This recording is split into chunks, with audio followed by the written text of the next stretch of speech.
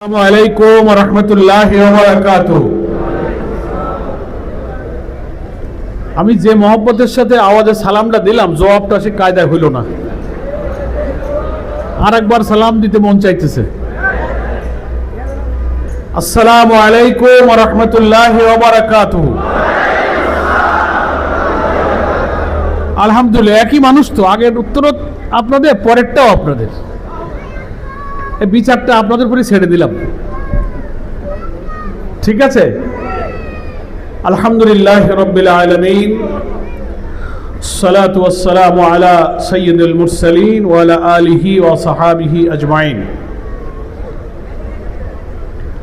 বাংলাদেশ জামাত ইসলামীর টঙ্গী পূর্ব এবং পশ্চিম থানার উদ্যোগে আজকের এই আয়োজিত ঐতিহাসিক কর্মী সম্মেলন, আমি বলবো এই কারণে যে সম্মেলনের সভাপতি বলছেন দীর্ঘদিন ওনারা একটা বড় সম্মেলন করবার আগ্রহ নিয়ে অপেক্ষা করছিলেন। তো আল্লাহ তাআলা সে সুযোগ যেহেতু দিয়েছেন, এই থানা সংগঠনের ইতিহাসে নিঃসন্দেহে এটা একটা ঐতিহাসিক সম্মেলন। সেই সম্মেলনের সম্মানিত সভাপতি জনাব নজরুল ইসলাম ভাই, আপনারা মঞ্চে অনেক নেতৃবৃন্দ দেখতে পাচ্ছেন। আমাদের কেন্দ্রীয় নির্বাহী পরিষদের অত্যন্ত বর্ষিয়ান শ্রদ্ধাভাজন সদস্য জনাব আব্দুর রব, এখানে মহানগরীর সম্মানিত আমির এবং কেন্দ্রীয় গণপরিষদের সদস্য অধ্যাপক জামাল উদ্দিন সহ কেন্দ্রীয় মহানগরী থানা বিভিন্ন পর্যায়ের নেতৃবৃন্দ এখানে মঞ্চে বসা আছেন। আমাদের অনেক সাংবাদিক বন্ধুরা আছেন, সুধীবৃন্দ। এই সম্মেলনের দুই থানার বিভিন্ন ওয়ার্ড এবং তৃণমূল ইউনিট থেকে আগত ডেলিগেট, সম্মানিত ভাই ও বোনেরা, আমরা প্রাণ ভরে আল্লাহর কাছে শুকরিয়া আদায় করি যে আপনাদের এবং আমাদের প্রত্যাশিত একটা বড় সম্মেলন ভালো আবহাওয়ায়, চমৎকার পরিবেশে, সুন্দর এবং বর্ণাঢ্য আয়োজনে আমরা সমাপ্তির দিকে এগিয়ে যেতে পারছি। এজন্য আল্লাহর শুকরিয়া আদায় করছি, আলহামদুলিল্লাহ। আমি জেনেছি যে পর্দার এদিকে আমাদের আরেকটা বিরাট প্যান্ডেলে আমাদের বোনেরাও অপেক্ষা করছেন, আলহামদুলিল্লাহ। এখন যা শুনলাম, বোনেরা যে কি পরিমাণ উপস্থিত হয়েছে তা আপনাদেরকে বললে আপনারা লজ্জা পাবেন। আপনাদের বোনে পুরুষদেরকে বলতেছি, বলবো নাকি? মোটামুটি যা গুনে টুনে হিসাব করা গেছে, আপনাদের চেয়ে তাদের উপস্থিতি অনেক বেশি।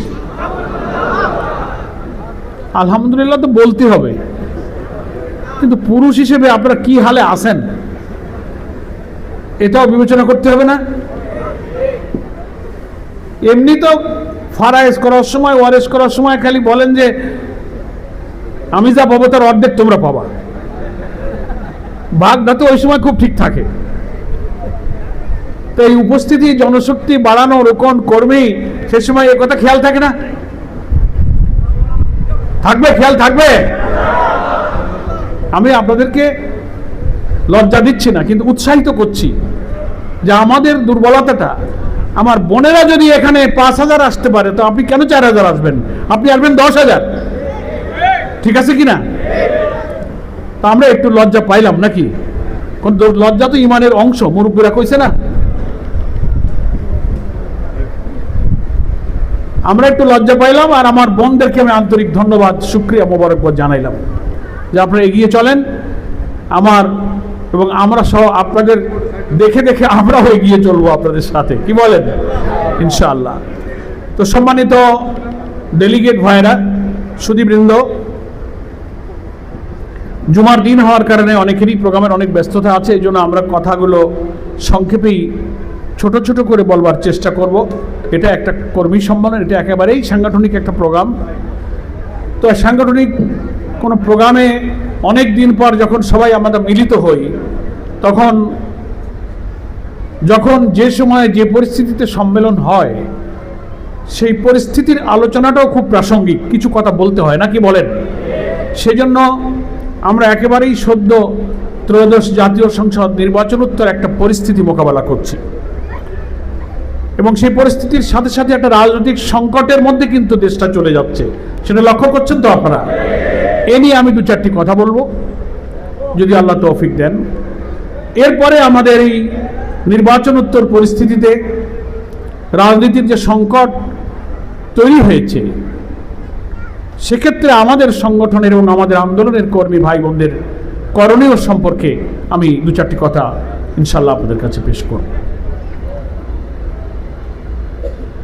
প্রথম কথা হচ্ছে যে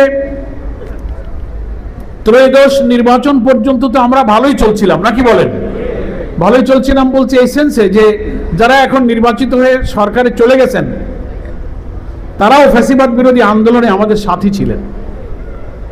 একসাথে বসেছি, বৈঠক করেছি, আন্দোলন করেছি। যে সরকারের অধীনে নির্বাচনটা হলো তারা ছিলেন অন্তর্বর্তীকালীন একটা সরকার। তাদের সঙ্গেও আমাদের রাজনৈতিক দলগুলোর একটা আলোচনা ছিল, যোগাযোগ ছিল। মোটামুটি বড় কোনো সংকট ছাড়াই আমরা জাতীয় নির্বাচন পর্যন্ত একসাথেই কিন্তু চলতে পেরেছি, নাকি বলেন? ইভেন নির্বাচনের দিনেও যেভাবে ভোটাররা হাজারে হাজার দলে দলে সকাল থেকে ভোট কেন্দ্রে এসেছেন, ভোট দিচ্ছেন, ভোট শেষ হওয়া পর্যন্ত দৃশ্যত বড় কোনো দুর্ঘটনা ছাড়াই ভোট গ্রহণটাও কিন্তু সম্পন্ন হয়েছিল। কিন্তু ভেজাল এবং সংকটটা তৈরি হয়েছে ভোট গ্রহণ শেষ করার পর, নাকি বলেন? ইঞ্জিনিয়ারিং যে হয়েছে এটা আমাদের বলা লাগে নাই। আমাদের আমিরে জামাতকে বিদেশি এক সাংবাদিক প্রশ্ন করেছিলেন যে আপনারা যে ইলেকশনে ইঞ্জিনিয়ারিং হয়েছে বলছেন, কি ইঞ্জিনিয়ারিং হয়েছে বলেন। তো উনি একটা জবাব দিয়েছিলেন, আপনারা যদি মিডিয়াতে সাক্ষাৎকার দেখে থাকেন, উনি বলেছিলেন যে আমাদের বলা লাগবে না, অতীতেও এরকম অপকর্ম যারা করে কথায় কথায় তারাই একসময় বলে ফেলে। ওই যে মুরব্বীরা বলে না, আমি কলা খাইনি, সে গল্প জানেন তো? তো আলহামদুলিল্লাহ আমিরে জামাতের কথা অল্প দিনেই বাস্তবে দেখা গেল। নির্বাচনকালীন সরকারে যিনি উপদেষ্টা ছিলেন, এমন একজন উপদেষ্টা সাংবাদিকদের সাথে সাক্ষাৎ করতে গিয়ে তিনি ইলেকশন ইঞ্জিনিয়ারিং এর মধ্য দিয়ে তিনি যে জামাত ইসলামীকে মেইন স্ট্রিমে আসতে দেননি, মেইন স্ট্রিম বলতে সরকার গঠনের মতো মেজরিটি পাওয়ার জন্য তারা যে দেননি, বাধা দিয়েছেন, ইঞ্জিনিয়ারিং করেছেন, তিনি নিজেই স্বীকার করে একজন আত্মস্বীকৃত রাজসাক্ষী হিসেবে জাতির সামনে নিজেকে পরিচিত করেছেন। না আমার বললাম না, মায়ের জাত তো, জাতি সব চেনে, বলার দরকার কি। এবং ধীরে ধীরে বিভিন্ন জায়গা থেকে যে সমস্ত এজেন্টদের বের করে দেওয়া, রেজাল্ট শিটে স্বাক্ষর নাই, 100 করে করে গণনার আগে যে বান্ডিল করা হয়েছে তার মধ্যে 60-70টা 80-90টা দাড়িপাল্লার ভোট দিয়ে উপরে ধানের শীষ দিয়ে রাবার দিয়ে ওটাকে ধানের শীষের বান্ডিল বলে গুনে ফেলা হয়েছে। এগুলো পরে ধরা পড়েছে, এজেন্টরা বলেছে, যখন বলেছে তখন আর কিচ্ছু করার নেই। এই জন্য আমরা বলি যে এবার ইলেকশন ইঞ্জিনিয়ারিংটা হয়েছে অত্যন্ত একটা এক্সট্রা অর্ডিনারি স্টাইল। আগে তো ভোট কেন্দ্র দখল, মারামারি, কাটাকাটি, জাল ভোট, কালকে যেমন বগুড়া শেরপুরে হয়েছে। ওটা হয়েছে কেন?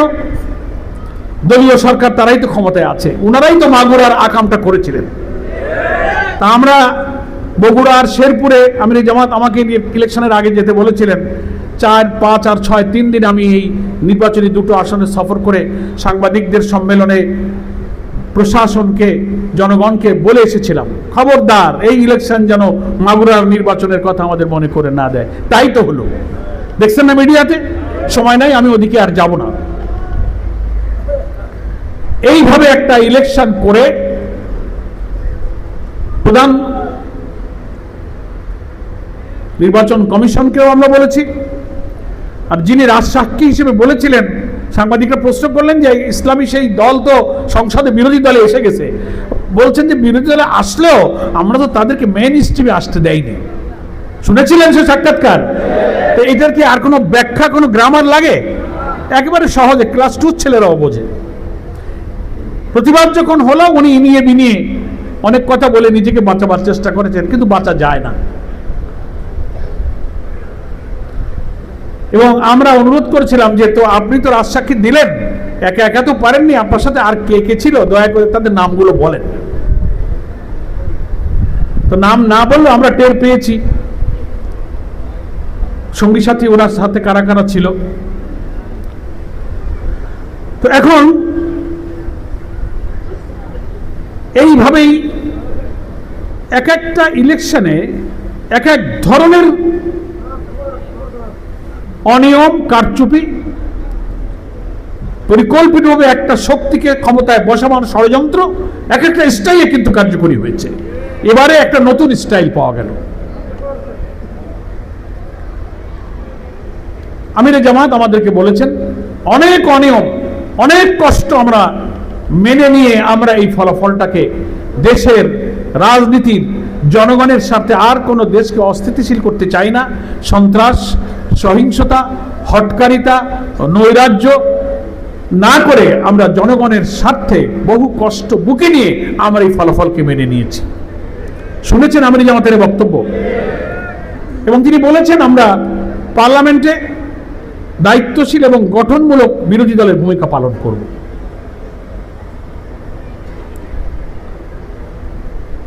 এখন নির্বাচিত হয়ে সরকার গঠন করে দুই দিকেই সংকট তৈরি করলেন, একটা পার্লামেন্টে, একটা রাজনীতিতে, প্রশাসনে। নতুন পার্লামেন্ট হলো, অধিবেশন শুরু হয়ে পারে নাই, মন্ত্রিসভা গঠন করার পরপরই সরকার এমন কিছু সিদ্ধান্ত নিয়ে যাত্রা শুরু করলেন। 24শে জুলাই আগস্টের উত্তাল গণ আন্দোলনে যে ফ্যাসিস্টকে আমরা বিদায় করেছিলাম, যেসব কারণে দলীয়করণ, দুর্নীতি, বৈষম্য, কর্তৃত্ববাদী শাসন, এই 1 মাস 1.5 মাস শেষ হয়ে পারে নাই, একের পর এক সরকারের পদক্ষেপগুলো আমাদেরকে সেই দলীয় কর্তৃত্ববাদী ফ্যাসিবাদী শাসনের দিকেই যে সরকার ধাবিত হচ্ছে সেটা পরিষ্কার করে দিচ্ছে। এসেই ওনারা সিটি কর্পোরেশনগুলোতে প্রশাসক নিয়োগ দিয়ে দিলেন, দেখলেন না? জেলা পরিষদে প্রশাসক, আজব ব্যাপার। পরিষ্কার বাংলাদেশের সংবিধানে বলা আছে স্থানীয় সরকারের প্রত্যেকটি স্তরে নির্বাচিত জনপ্রতিনিধিরাই দায়িত্ব পালন করবে। ঠিক আছে, আপনারা সংখ্যাগরিষ্ঠতা অর্জন করেছেন, ভোটে গিয়েছেন, আপনারা ইলেকশন দেন, নির্বাচনে যে জিতবে সে আসবে, কিন্তু আপনি আবার প্রশাসক নিয়োগ দিলেন কেন? প্রশাসক তো ছিলই, নাকি বলেন? প্রশাসক ছিল, আপনি আবার কেন দিলেন? তার অর্থ হলো দলীয়করণের দিকে আপনি এগিয়ে গেলেন, যে দলীয়করণ কর্তৃত্ববাদের বিরুদ্ধে আমরা আন্দোলন করেছি। আপনি বলেন সবার আগে বাংলাদেশ, সবাইকে নিয়ে চলবেন, এতগুলো দল পার্লামেন্টে আপনি তো পরামর্শ করলেন না। 42টা জেলা পরিষদ, আরো জেলা পরিষদ, এত কর্পোরেশনে দিলেন, সবাইকে বিএনপি পাইলেন, অন্য দলের একটা লোক আপনি খুঁজে পাইলেন না। তো দেখা গেল আপনি তো সেই ফ্যাসিবাদের পথ ধরেই কিন্তু হাঁটতে শুরু করেছেন। এই রাস্তা তো দিল্লির রাস্তা, কোন রাস্তায় রওনা করেছেন? সংগ্রামী ডেলিগেট ভাইরা, কর্মী ভাই ও বোনেরা, ওনারা সংসদে এসে আবার এটা তো প্রশাসনিক রাজনৈতিক ক্ষমতার কর্তৃত্ব শুরু করলেন। আমাদের ফ্যাসিবাদ বিরোধী আন্দোলন, বিদ্যমান রাষ্ট্র ব্যবস্থার সংস্কার করে একটা নতুন রাষ্ট্র কাঠামো এমনভাবে নির্মাণ করার জন্য জাতীয় ঐক্যমত্য কমিশন হলো, ন্যাশনাল কনসেনসাস কমিশন হলো। অন্তর্বর্তীকালীন সরকার ঐক্যমত্য কমিশন করে দিলেন। Judiciary, civil administration, police administration, anti corruption commission, নানানভাবে 6টা কমিশন করে দেওয়া হলো। স্বাধীনতার পর থেকে যে সংবিধান আর যে রাষ্ট্রীয় কাঠামো চলছে, এই কাঠামোর মধ্যে যারাই এমপি হয়, যারাই মন্ত্রী হয়, যারাই রাষ্ট্রপতি হয়, যারাই প্রধানমন্ত্রী হয়, যারাই বিচারক হয়, এখানে ঢুকলেই সে কর্তৃত্ববাদী এবং দলবাজ হয়ে যায়। সেই জন্য ফ্যাসিবাদ বিরোধী আন্দোলনের মাঝপথে যারা আমরা ছিলাম, আমরা ঐক্যমত্য কমিশনে চিফ অ্যাডভাইজারের সাথে আলোচনা করে এই কমিশনে একমত হলাম যে আসেন আমাদের এই রাষ্ট্র কাঠামোকে আমরা বদলিয়ে ফেলি। এরপরে যারাই নির্বাচিত হয়ে আসবেন তারা যেন আর দলবাজ না হতে পারে, দুর্নীতিবাজ না হতে পারে। রাষ্ট্রপতি প্রধানমন্ত্রীর অসীম ক্ষমতার লাগাম টানতে হবে। ক্ষমতার ভারসাম্য রক্ষা করতে গিয়ে আমরা অনেক সংস্কার করলাম। 84টি সংস্কারের ব্যাপারে 33টি রাজনৈতিক দল 9 মাস ঐক্যমত কমিশনে বৈঠক করে আমরা সবাই একমত হয়ে গেলাম। তার মধ্যে 47টি ছিল সাংবিধানিক সংস্কারের প্রশ্ন। সেখানে বিএনপি গুরুত্বপূর্ণ কয়েকটা জায়গায় নোট অফ ডিসেন্ট দিলেন, 8-10টা জায়গায়। ঠিক আছে, নোট অফ ডিসেন্ট একটা দল দিতে পারে। নোট অফ ডিসেন্ট আপনারা বোঝেন, কোনো কমিটি, কোনো অথরিটি, কোনো ফোরাম, কোনো মিটিংয়ে কোনো সিদ্ধান্ত যখন হয় সেখানে অনেক লোক থাকে, অনেক দল মত থাকে না। 20 জন মিটিং করতেছেন, 2টা লোক বললো যে না এখানে আমার ভিন্ন মত আছে। এই ভিন্ন মতটাকে বলে নোট অফ ডিসেন্ট। কথা বুঝতে পেরেছেন কিনা? তো 2 জনের মতের কারণে কি 20 জনের মত বাতিল হয়ে যায়? আমার কথার জবাব দেবেন, বাতিল হয়? 33টি দল বসে আমরা ঐক্যমত্য কমিশনে গিয়েছি। সেখানে বিএনপির কিছু নোট অফ ডিসেন্ট দিয়েছে, জামাতও দিয়েছে এবং বিভিন্ন দল দিয়েছে। কিন্তু বেশিরভাগ লোক ঐক্যমত্য কমিশন যেটা সিদ্ধান্ত নিয়েছে ওটাই তো চূড়ান্ত সিদ্ধান্ত। এই সিদ্ধান্ত নিয়ে জুলাই সনদ তৈরি হয়েছে, যেটাকে বলা হচ্ছে জুলাই চার্টার। 24-এর গণ আন্দোলনের সহস্রাধিক মানুষের জীবন, 30-40 হাজার মানুষের রক্ত, ক্ষত বিক্ষত দেহ, তাদের অশ্রু, তাদের কান্না এখনো থামেনি। এর বিনিময়ে আমরা যে জুলাই সনদ, এই সংস্কারের যে সমস্ত ঐতিহাসিক সিদ্ধান্ত নিয়েছিলাম, স্বাধীনতার পরে একটা অসাধারণ সিদ্ধান্ত আমরা নিয়েছিলাম। এটার ভিত্তিতে যদি রাষ্ট্র চলে, যারাই ক্ষমতায় আসবে তার পক্ষে আর দলবাজ আর দুর্নীতিবাজ করে রাষ্ট্রে থাকা সম্ভব হবে না। গুরুত্বপূর্ণ জায়গায় আমরা সংশোধন এনেছিলাম।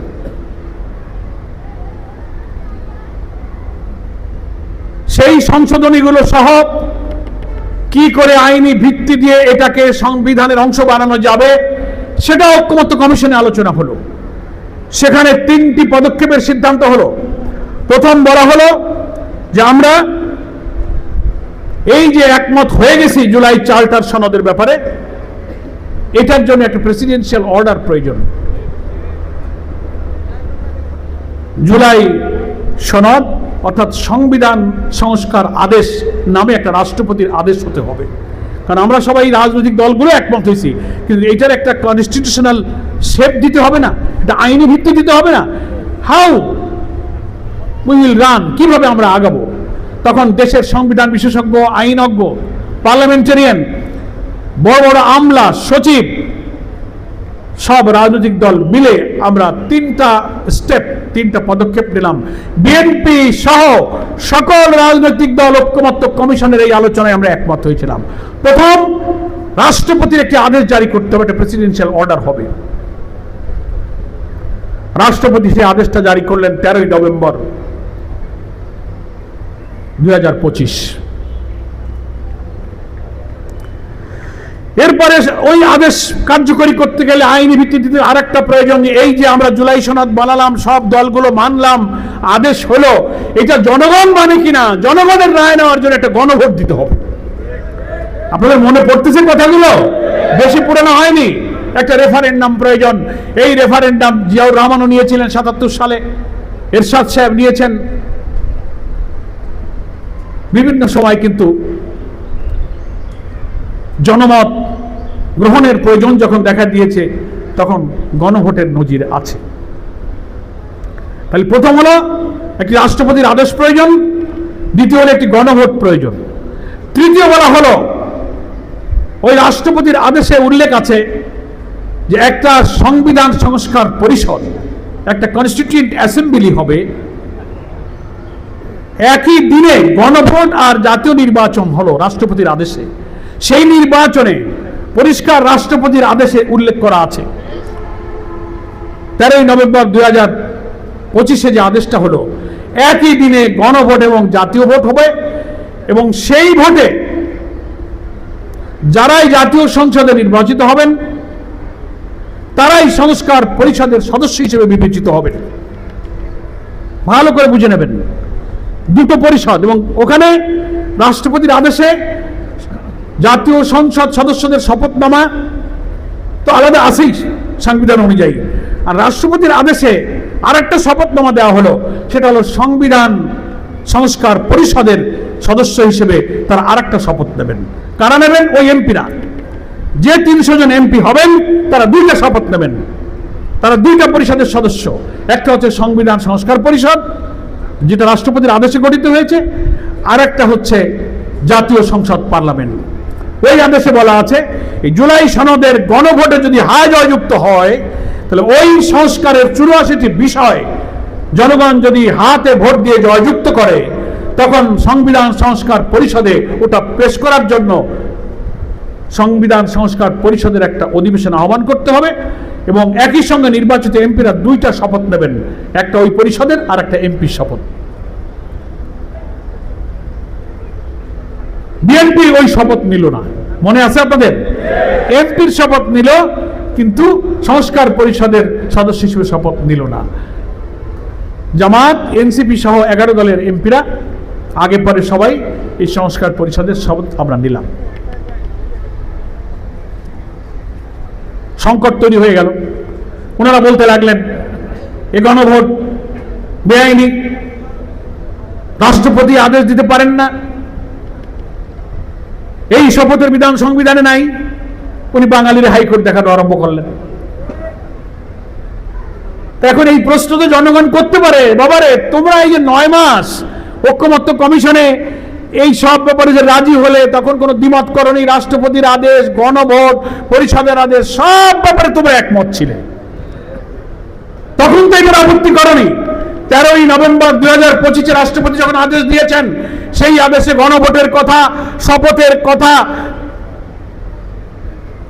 সংস্কার পরিষদের অধিবেশন যে পদ্ধতিতে পার্লামেন্ট অধিবেশন ডাকা হবে, প্রধানমন্ত্রীর অনুরোধে রাষ্ট্রপতি ডাকবেন, একই পদ্ধতিতে সংস্কার পরিষদ অধিবেশন ডাকতে হবে, প্রত্যেকটি কথা ওই রাষ্ট্রপতির আদেশে আছে, সরকারি গেজেট আপনারা দেখতে পারেন। নভেম্বর মাসে আদেশ হলো, নভেম্বর গেল, ডিসেম্বর গেল, জানুয়ারি গেল, ফেব্রুয়ারিতে ভোট হলো, সেই ভোটে আপনারা এমপি হলেন, ক্ষমতায় বসার পরে আপনারা কইছেন যে এটা আমরা মানি না। কিন্তু আদেশ হওয়ার পরে, গণভোট হওয়ার পরে আপনারা তো কেউ বলেননি যে না এটা রাষ্ট্রপতি এখতিয়ার, বলবে যে আদেশ আমরা মানি না। এ নিয়ে জাতীয় রাজনীতিতে এবং পার্লামেন্টে অনেক কথা হচ্ছে, আপনারা হয়তো সব শুনতেছেন, আমি পুনরালোচনা আর করতে চাই না। কিন্তু এই প্রশ্নটা তো আমরা করতে পারি প্রধানমন্ত্রীকে, যে প্রধানমন্ত্রী আপনি যে গণভোটের আগে উত্তরবঙ্গে শহীদ আবু সাঈদের কবর জিয়ারত করতে গিয়ে বলেছিলেন যে আপনারা গণভোটে হার পক্ষে ভোট দেন, প্রথম প্রথম বলতেছিল না, তখন ছাত্র নেতারা, জনগণ যখন বলল বিএনপি তো গণভোটে হার পক্ষে বলে না, বরং মিডিয়াতে দেখা যায় নার পক্ষেই যেন একটু ক্যাম্পেইন করে, নাকি বলেন?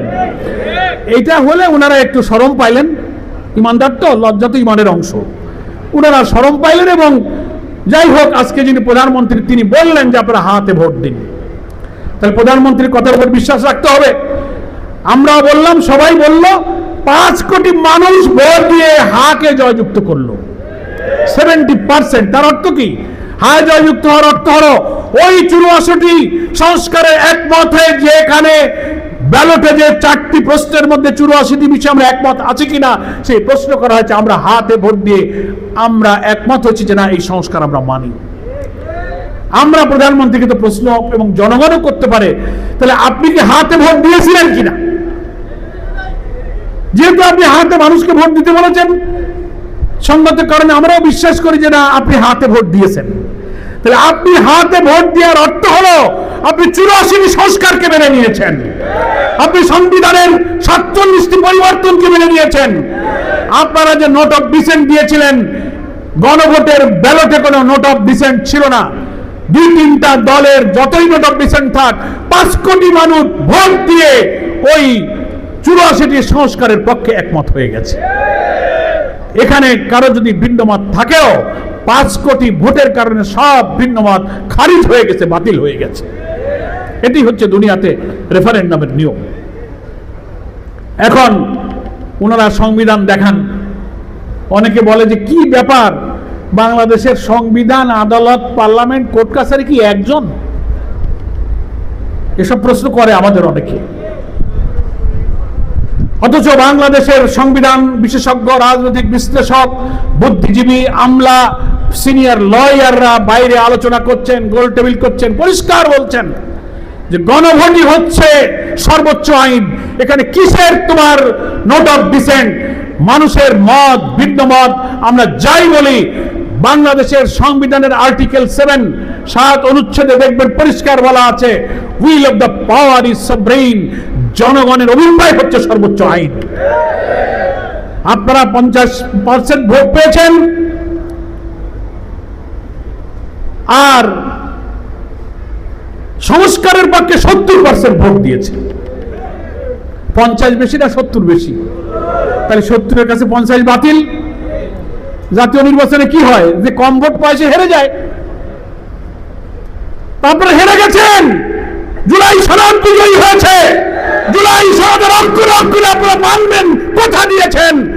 জুলাই সনদের যে অঙ্গীকারগুলো জাতীয় সংসদের দক্ষিণ প্লাজে আমরা স্বাক্ষর করেছিলাম, ওইখানে অঙ্গীকারনামায় বলা আছে রাজনৈতিক দলগুলো এই জুলাই সনদ গণভোটে বিজয়ী হলে প্রত্যেকটি আইন এবং বিধান পূর্ণভাবে বাস্তবায়ন করতে হবে। সেখানে আরেকটা ওয়াদা আছে, এই জুলাই সনদের বিরুদ্ধে আদালতে কোনো চ্যালেঞ্জ করা যাবে না। অথচ বুদ্ধি করে ওনারা উকিলকে দিয়ে আদালতে রিট করাইছে। এখন পার্লামেন্টে বলে এটা তো সাবজুডিস, এটা আলোচনা করা যাবে না। মানুষ এখন জ্ঞানী হয়ে গেছে, সব বোঝে কিনা বলেন? সেই জন্য আমি নির্বাচন তো উত্তর পরিস্থিতি বলতে গিয়ে বলছি বিএনপিকে যে হয় যারা পার্লামেন্টে এই বেশি সংবিধানের ব্যাখ্যার গণভোটকে বাতিল করার জন্য অর্ডিন্যান্স এনেছেন, গুমের আইন, সংবিধানের বড় বড় গুরুত্বপূর্ণ আদেশ বাতিল করা, মানবাধিকারের বিভিন্ন অর্ডিন্যান্স যে জারি হয়েছিল, সবগুলো বাতিলের জন্য আপনারা চেষ্টা করছেন।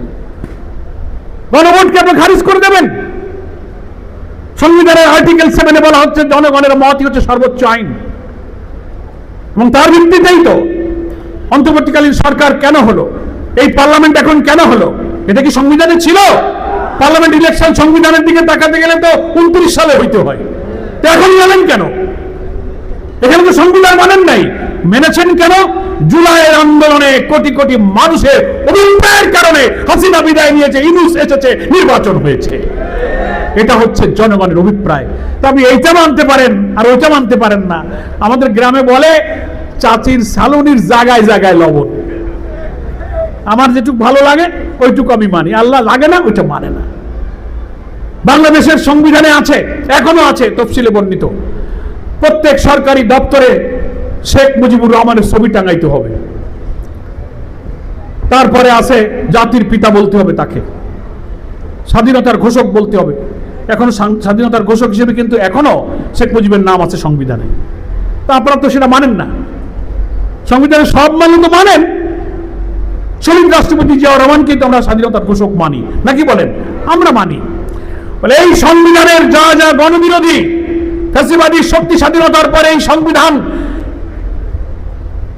72 সালে স্বাধীনতার পর শেখ মুজিব যখন ভারত সফর করেছিল, বাংলাদেশ ইন্ডিয়া ফ্রেন্ডশিপ ট্রিটি নামে বাংলাদেশের সংবিধান ভারতের সংবিধানের অনুকরণে কিভাবে হবে ইন্দিরা গান্ধীর গাইড দিয়ে এদেশের সংবিধান বানিয়ে এখানে সমাজতন্ত্র, ধর্মনিরপেক্ষতা, প্রধানমন্ত্রী অসীম ক্ষমতার অধিকারী করে রাষ্ট্রের দলীয় কর্তৃত্বের সব বিধান আমাদের সংবিধানে রাখা হয়েছিল।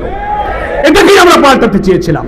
সেজন্য আমরা এই প্রসঙ্গটা শেষ করতে চাই এই কথা বলে, এই সংকট তৈরি করেছে বিএনপি, আমরা না, নাকি বলেন? কারা এই সংকট তৈরি করেছে? আমরা তো শান্তিপূর্ণ রাজনীতিতে বিশ্বাসী। আমরা তো নির্বাচন ইঞ্জিনিয়ারিং হয়েছে, আপনারা সাবেক উপদেষ্টা স্বীকার করেছেন নির্বাচন বাতিল করো, মানি না, এসব তো বলিনি। কষ্ট করে মেনে নিয়েছি, আর নির্বাচনী অভিযোগ ট্রাইব্যুনালে আমরা মামলা করেছি, পার্লামেন্টে আমরা গিয়েছি। আমাদের আমির, লিডার অফ দি অপোজিশন, তিনি বলছেন যে আমরা একটা কনস্ট্রাকটিভ, একটা রেসপন্সিবল অপোজিশন হিসেবে আমরা সরকারকে সাহায্য করব। তার কি এই কৃতজ্ঞতা যে আপনি 5 কোটি মানুষের গণভোটকে অর্ডিন্যান্স জারি করে পার্লামেন্টে বাতিল করে দেবেন? রাষ্ট্রপতির আদেশকে আপনি মানলেন না, এক জায়গায় মানেন আর এক জায়গায় মানেন না, সংস্কার পরিষদ করলেন না। ওনারা বলেন ওনারা যেটা যেটা পছন্দ করেন সেটাই ওনারা ওনাদের মতো করে বিল করে করতে চান। জনগণ তো গণভোট সেই জন্য দেয় নাই। এখন দায়িত্ব যারা পার্লামেন্টে এটারই ওকালতি করছেন সরকারি দলের, তারা হা ভোটে ভোট দিয়েছেন কিনা এটা জনগণকে বলেন। যদি বলেন হ্যাঁ দিয়েছি, তা আপনারা হা ভোটে ভোট দেওয়া মানে এই 84 সংস্কারকে মেনে নিয়েছেন আপনারা। তাহলে আপনার ভোটকে আপনি অস্বীকার করছেন কেন? আপনি তো ভোট দিলেন, আপনি আবার এটা মানেন না কেন? তাই বলেন যে আমার ভোটকে আমি মানি না, অথবা বলেন যে আমি মুখে বলেছিলাম হাতে ভোট দাও, কিন্তু আসলে আমি হাতে ভোট দিইনি, তা বলেন। তাহলে আমরা বলবো যে আপনারা জাতির সামনে প্রতারণা করছেন, আপনারা খুব ইমানদার। এই জন্য বিরোধী দলের যারা আমরা আছি 11 দল, আমরা বলেছি যে সংকট পার্লামেন্টের সমাধান হওয়ার কথা ছিল, সেই সংকট ক্ষমতাসীন দল পার্লামেন্টে সমাধান করার দিকে যাচ্ছেন না। জনগণের অভিপ্রায় পেয়ে পার্লামেন্টে আমরা যারা গিয়েছি, গণভোটে যারা ভোট দিয়েছে, যেহেতু সংকট সমাধান করে আমাদের সংস্কার করতে হবে, তাই যারা এই জুলাই সনদের জন্য রক্ত দিয়েছিল, ভোট দিয়েছে গণভোটে, আমরা এখন সেই জনগণের কাছেই চলে গেছি। এখনো সময় আছে, পার্লামেন্টের অধিবেশন চলছে।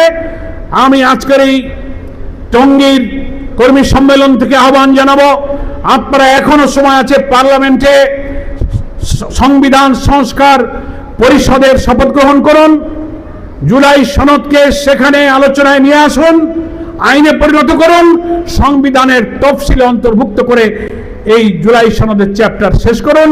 রাষ্ট্রপতির আদেশে বলা হয়েছে এই কাজটা হয়ে গেলেই সংবিধান সংস্কার পরিষদ ভেঙে যাবে, তখন এমপিরা শুধু এমপি হিসেবে বাকি কাজ করবে।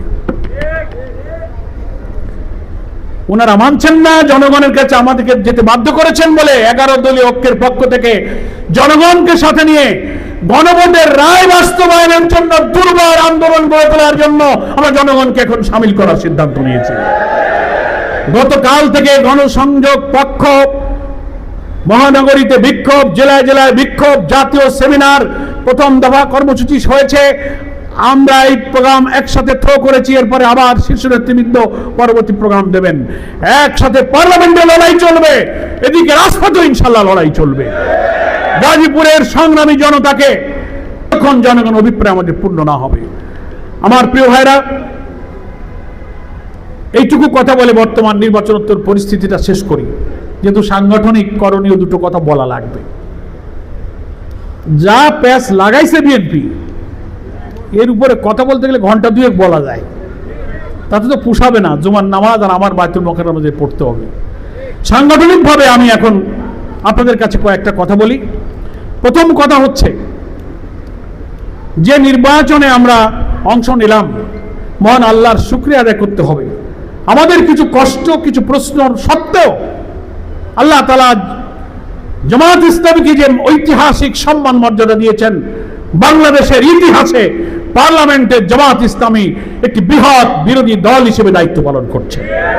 আমাদের আমিরে জামাত বাংলাদেশের 18 কোটি মানুষের জননন্দিত নেতা, যিনি নতুন মানবিক বৈষম্যহীন বাংলাদেশের স্বপ্ন সারথী, তিনি এখন লিডার অব দি অপোজিশন। তিনি মন্ত্রীর পদমর্যাদায় জনগণের পক্ষ থেকে বিরোধী দলের দায়িত্ব পালন করছেন, আলহামদুলিল্লাহ।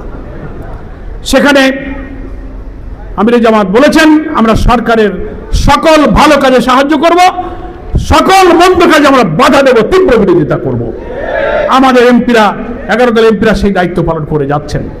ফলে আমাদের মন খারাপ করার কিছু নেই। এই বাংলাদেশের ফ্যাসিবাদী শক্তি আমাদের নিশ্চিহ্ন করতে চেয়েছিল, দল নিষিদ্ধ করেছে, মার্কা নিয়েছে, ফাঁসি দিয়েছে, অপবন্ধ করে দিয়েছে। আল্লাহ তাআলা সেই জমিনে বিপুল সংখ্যক এমপি নিয়ে বিরোধী দলের দায়িত্ব পালন করে জনগণের প্রতিনিধিত্বের জায়গায় আমিরে জামাতকে নিয়ে জামাত ইসলামীকে সম্মানিত করেছেন, আলহামদুলিল্লাহ। এখন আমাদের ময়দানে ঝাঁপিয়ে পড়তে হবে। কি কাজ? প্রথম কাজ হলো, এই গত নির্বাচনে যত লোক দাঁড়িপাল্লার পক্ষে কাজ করেছে, লক্ষ লক্ষ মানুষ দাঁড়িপাল্লার মিছিল করেছে, কি বলছেন, করেছে কিনা বলেন? আপনারা কি দেখেননি? যারা জামাত ইসলামের কর্মী সমর্থক, জামাত যারা করে, তারাই কিছু দাঁড়িপাল্লায় ভোট দিয়েছে না, তার চেয়ে বহুগুণ লোক দাঁড়িপাল্লার পক্ষে ভোট দিয়েছে। এই যে নতুন ভোটার, নতুন লোক যে জোয়ার তুল্য নির্বাচনে 1 সপ্তাহ আগে, বাংলাদেশের মানুষ যে দৃশ্য কোনোদিন দেখেনি, ভোটের 2-3 দিন আগে ছুটি নিয়ে বাড়ি যাচ্ছে, বাসের ছাদে, ট্রেনের ছাদে, ঈদের মতো দাড়িপাল্লার গান গাইতে গাইতে বাড়ি যাচ্ছে, যে দৃশ্য বাংলার মানুষ কোনোদিন দেখেনি। এই জোয়ারের মধ্য দিয়ে বিপুল ভোট, নির্বাচনের দিন যখন সন্ধ্যা থেকে জাতীয় সম্প্রচার রেডিও টেলিভিশনে খবর আসতে লাগলো, রাত 8টা-9টা পর্যন্ত বিভিন্ন জায়গা থেকে 11 দলের বিজয়ের খবর, শুধু সিট পার্লামেন্টে আমাদের সিট বাড়তেছে নাকি বলেন? হঠাৎ 1 ঘন্টার মতো রেজাল্ট প্রকাশ বন্ধ করা হলো, খেয়াল আছে আপনাদের? আর কোনো কথা সম্প্রচারে বলে না। এই বন্ধ করে এখানে ইঞ্জিনিয়ারিং করা হয়েছে।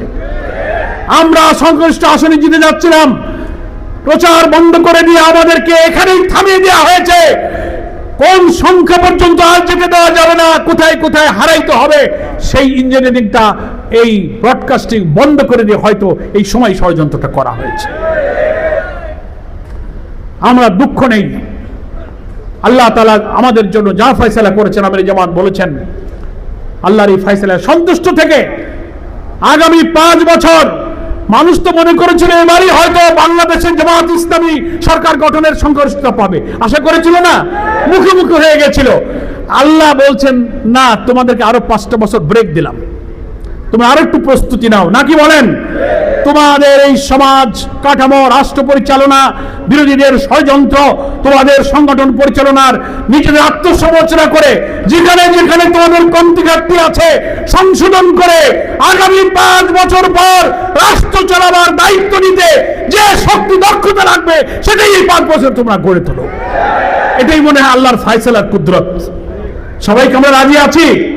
তাহলে প্রথম কাজ এই টঙ্গীর 2 থানা, আর যারা অন্য জায়গা থেকে এসেছেন মা বোনেরা এবং ভাইরা, যত লোক আমাদেরকে ভোট দিয়েছে এবার, সেই ভোটাররা প্রত্যেকটি ভোট কেন্দ্রে, ওয়ার্ডে, ইউনিটে, ইউনিয়নে, উপজেলায়, তৃণমূলে ভোটাররা তো ভোট কেন্দ্রেই ভোট দিয়েছে। তো যে ভোট কেন্দ্রে যে ভোটার, ওই ইউনিটের, ওই ওয়ার্ডের যারা দায়িত্বশীল, এই নতুন ভোটারদের তারা চেনে না। কারা দাঁড়িপাল্লার পক্ষে মিছিল দিয়েছে, যারা কোনোদিন জামাত ইসলামী মুখে নেয় নাই, তারা দাঁড়িপাল্লা বলে নাই, তারা এবার দাঁড়িপাল্লার মিছিলে শামিল হয়েছে। এই লোকগুলোর তালিকা করে প্রত্যেকটি ভোট কেন্দ্র ভিত্তিক, ইউনিট ভিত্তিক দায়িত্বশীল যারা এখানে আছেন, জামাতের কর্মী সমর্থক বাদে নতুন ভোটারদের তালিকা করে সাংগঠনিক প্রক্রিয়ায় তাদের সঙ্গে সম্পর্ক, ঘনিষ্ঠতা, কোরআন হাদিস বই পড়ানো, ইউনিটে বসানো, যেভাবে আমরা মানুষকে ইসলামের দিকে ডেকে নিয়ে আসি, সেই প্রক্রিয়ায় সাংগঠনিক নেটওয়ার্কে এই বিপুল ভোটারদেরকে শামিল করতে হবে। এটাই হচ্ছে ইসলামী আন্দোলনের শক্তি আগামী দিনের জন্য। সবাই কি রাজি আছেন? যারা ইউনিট এবং ভোট কেন্দ্রের দায়িত্বশীল ছিলেন, সবাই হাত তুলে বলেন, ওয়াদা করেন যে আপনারা প্রত্যেক ভোট কেন্দ্রে নতুন ভোটারদের তালিকা করবেন এবং একজন নতুন মানুষকে সংগঠনে অন্তর্ভুক্ত করতে যে পদ্ধতি লাগে সেই পদ্ধতিতে আমরা তাদেরকে সংগঠনে ইনশাআল্লাহ এগিয়ে আনবো। সবাই রাজি? গেল 1 নম্বর। 2 নম্বর কথা হচ্ছে, নিজেরও মান উন্নয়ন করা লাগবে। লিমা তাকুলুনা মা লা তাফআলুন। তুমি সমর্থক হও, কর্মী হও, নামাজ ভালো করো, কোরআন পড়ো, বাইতুল মাল দাও, রিপোর্ট দাও, আমার দুর্বলতা হলো, তাহলে আমার কথায় কি আসর করবে না? কর্মী ভাইদের বলবো, এই নির্বাচনী ঝড় ঝাপটায় অনেকে রিপোর্ট রাখার দুর্বলতা তৈরি হতে পারে, বাইতুল মাল বাকি, বৈঠক ছিল না, দাওয়াতি কাজ, মাসের সাপ্তাহিক 4টি কাজ, অনেক জায়গায় অনেক দুর্বলতা, ইলেকশনের কাজ করতে গিয়ে ঝামেলা হতে পারে, হয়েছে না? আজকে এই সম্মেলন থেকে আমরা অঙ্গীকার করব, সংগঠন পদ্ধতির নিয়ম অনুযায়ী আমাদের নিয়মিত প্রতি মাসের যে 4টি কাজ, ব্যক্তির কোরআন পড়া, বই পড়া, নামাজ জামাতে, আমাদের বাইতুল মাল, আমাদের দাওয়াতি কাজ, আমাদের পারিবারিক সব দায়িত্ব, নিজেদের পরিবার, মা, স্বামী, সন্তান সকলকে আন্দোলনে শামিল করার যে ওয়াদা আমরা করেছি শপথে, আমাদের গঠনতন্ত্রে, আমাদের কর্মপদ্ধতিতে, সংগঠন পদ্ধতিতে, সেটা করে আমরা আমাদের নিজেদের মান আমরা উন্নয়ন করব। সবাই রাজি আছি? 3 নম্বর কথা হলো, এই সংগঠনে এত লোক যখন এসে যাবে, নতুন ভোটাররা যখন শামিল হবে, সমর্থক হবে, কর্মী হবে, আমাদের সাথে সম্পৃক্ত হবে, সংগঠন আরো সম্প্রসারিত হয়ে গেল না, বড় হবে না?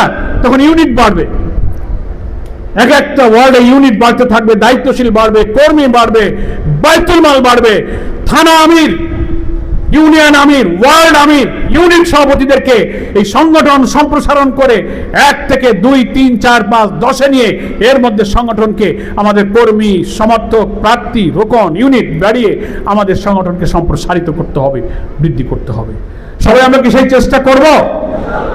পরিশেষে কথা হলো, সংগঠনের এই কাজ করে সংগঠনের শক্তি যেমন আমরা বাড়াবো, জনগণের এই জনমত, এই ভোট, এই বিপুল জনসমর্থন হচ্ছে ইসলামী আন্দোলনের শক্তি, নাকি বলেন?